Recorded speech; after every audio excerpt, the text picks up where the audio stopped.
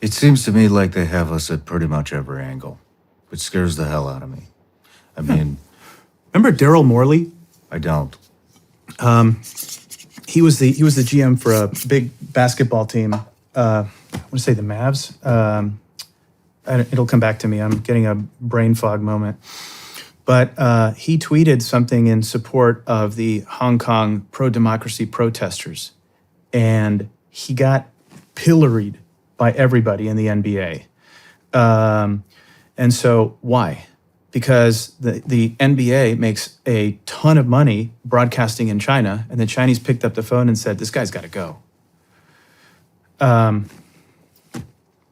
There are only something like 40 American movies that are screened in China every year, and so Hollywood falls over itself to appease China to make sure that the movie can hit the Chinese censorship apparatus.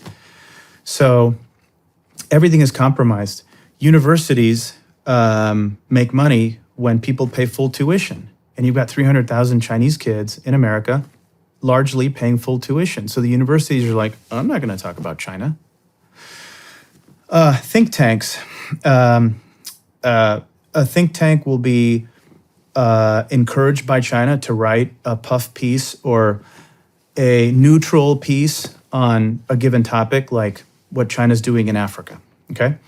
And China will say, hey, here's a few million bucks. There's more to come. We want to see what the outcome is. The think tank will write a piece, like a big Washington think tank, which will get picked up by the New York Times, will get picked up by the Washington Post. And the next thing you know, China is a benevolent actor in Africa. Wait, how did that happen? If you were to dissect it, how did it happen? And so, again, the vectors, it's invisible, but it's happening everywhere. And it's very scary.